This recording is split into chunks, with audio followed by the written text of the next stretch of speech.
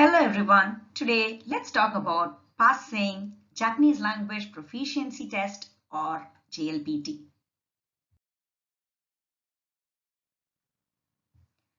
Now let's understand a bit about the Japanese language proficiency test.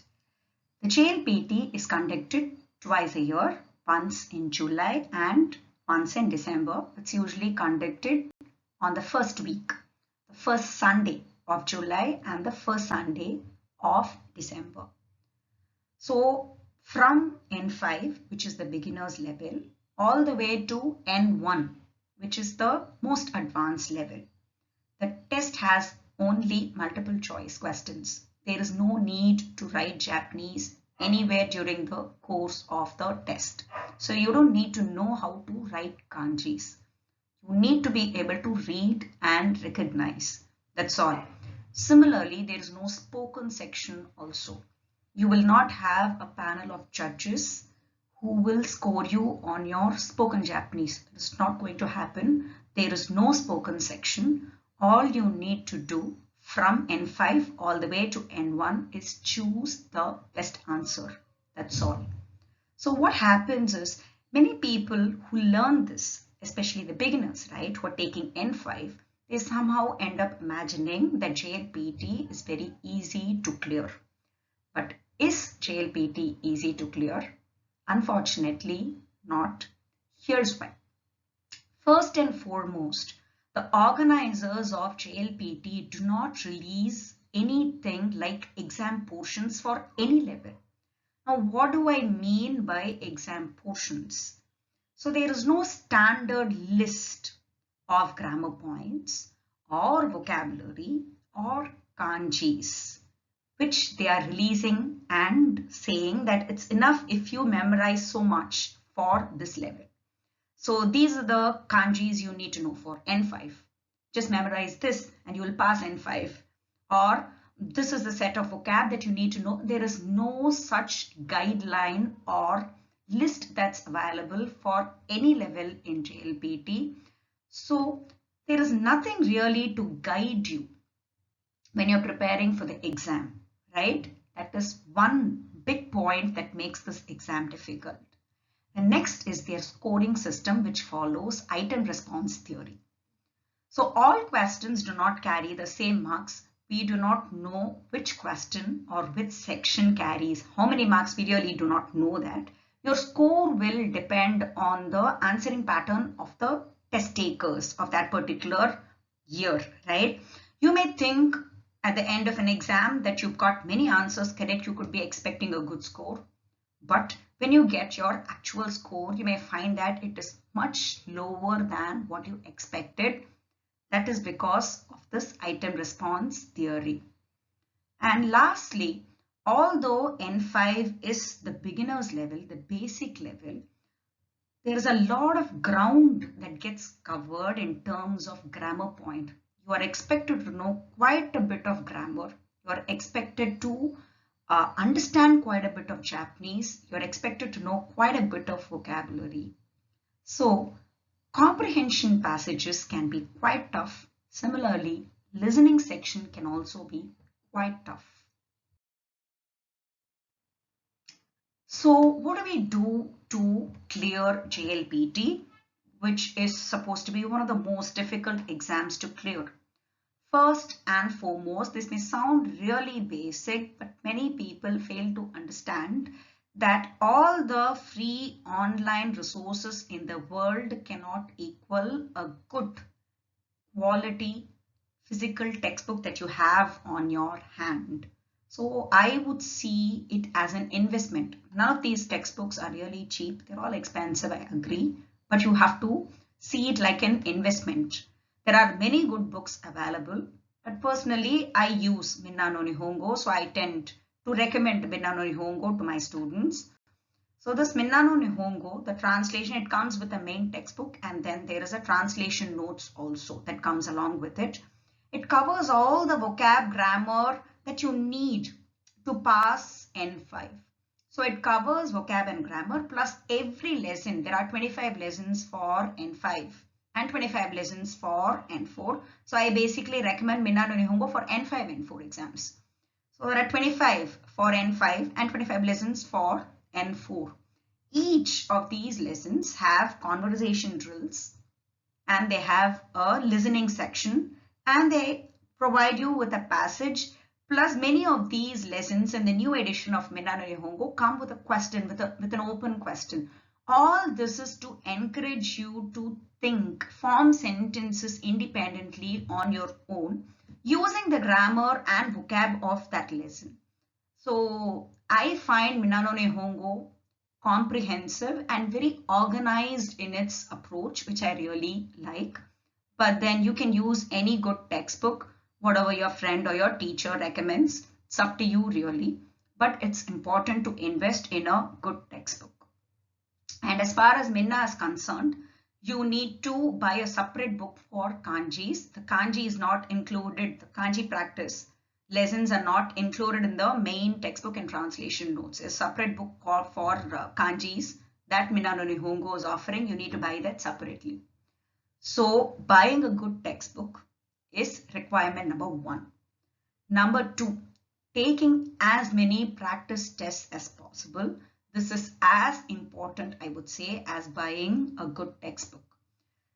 Now, since the organizers of Jlpt are not really releasing anything like portions or a standard list of anything, there is no need for you to wait till you finish the entire textbook to take your first model exam. There is absolutely no need, right? So once you finish around 70% of your textbook, right, I would say if there are 25 lessons, once you finish like 20 lessons, go ahead and just try taking the first model exam. This will give you a good understanding of where you stand and what your weaknesses are, how much more vocab you need to know, and how much grammar you still don't know. It's okay if you don't do well in the first model exam. There is still time, right? You can always work on your weak areas and take another model exam. So take as many exams as possible. Minimum, I would say, is the 2. There are 2 model exams that Jlpt has provided in their site itself. You can begin by taking those 2 exams. They provide the answer key also. You can check your answers and you can find out how you've done across each sections. You can also invest in a proper practice examination practice book, model exam books. Lots of amazing good quality books are available. Some of these books give as many as 3 full-length practice exams. So try buying one of this and you can take like how many ever. The more you take, the better you will become. So continuing the previous point where I said you have to take as many practice tests as possible. There is no point to it if you're not going to use your model exam scores to understand your strengths and weaknesses. First of all, you need to take the model exam very seriously.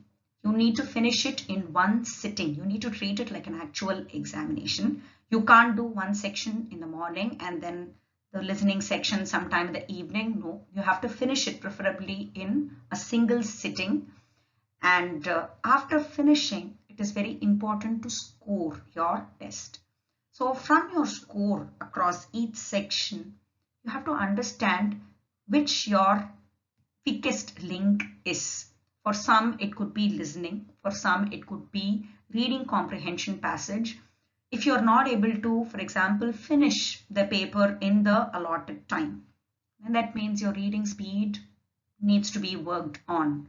If you're not able to understand many of the words, then that means your vocabulary is really weak. Conjugation could be so many things. Grammar. So you have to score and your test, you have to score your test and you have to break up your scores and understand how you've performed in each section. And you have to understand what your weakest area is. So typically what I would suggest is take the first model exam at least 2 months before the Jlpt exam. So even if you do badly in the first model exam, it's still fine. You still have a lot of time to work on your weaknesses. So this is my suggestion. You, depending on your schedule, if you hold a full-time job or if you're company is asking you to take the test in say 6 months from now. It really depends on how you want to plan your schedule. But typically, at least 2 months before the actual exam, if you can take your first model exam, I think that would be ideal. And lastly, use online resources. A ton of information is available for free in the internet. There are sites giving you free grammar lessons. Go through them as a supplement. And there are apps that allow you to create flashcards for free to help you memorize vocabulary and kanjis. You can make use of them. And especially for people who don't live in Japan, they're not exposed to spoken Japanese much, especially those, right? They have to watch a lot of Japanese videos to internalize the language. You may not understand much initially, but repeated listening will help you make out the words, will help you understand how Japanese is actually spoken. So there are rhymes available, there are folk tales available with subtitles. Go through them, and that will help you tackle the listening section especially.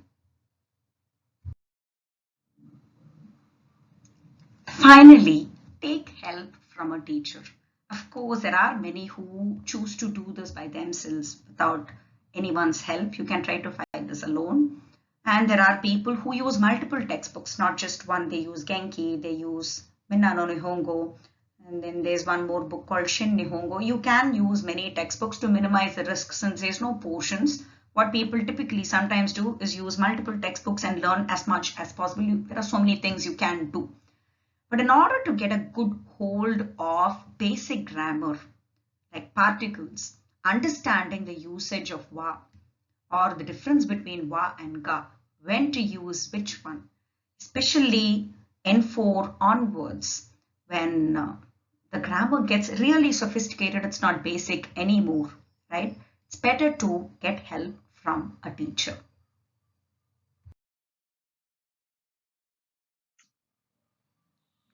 That's all from me for today. Like they say in Japanese, ganbarimashou.